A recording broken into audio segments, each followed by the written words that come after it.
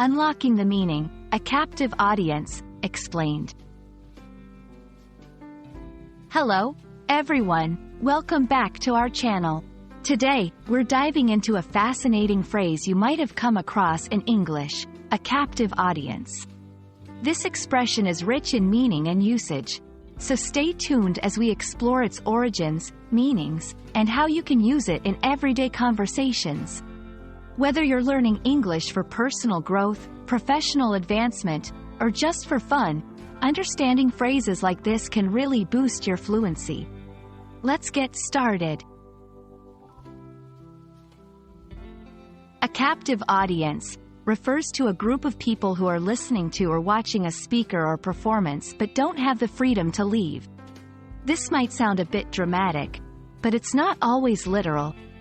In many cases, it simply means that the audience is there for a different primary purpose, and thus, they are more or less stuck, listening to whatever is presented to them.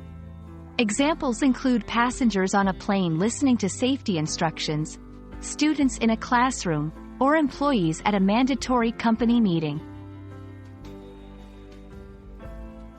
The phrase, a captive audience, draws its meaning from the word captive, which literally means being imprisoned or confined. Historically, it might have been used in contexts where an audience literally couldn't leave, such as during a theater performance in ancient times when leaving might have been seen as disrespectful, or during more controlled settings. Nowadays, it's used more figuratively to describe any situation where the audience is somewhat obliged to pay attention, regardless of their interest level. To help you better understand how to use a captive audience, let's look at some examples. In marketing, the passengers on the flight were a captive audience for the airline's credit card sales pitch. In education, the teacher took advantage of having a captive audience to introduce the new classroom rules. In entertainment, the band played an impromptu concert at the airport for a captive audience of delayed passengers. When you're speaking or writing in English, using phrases like a captive audience can add depth to your communication. Here are some tips. Context is key.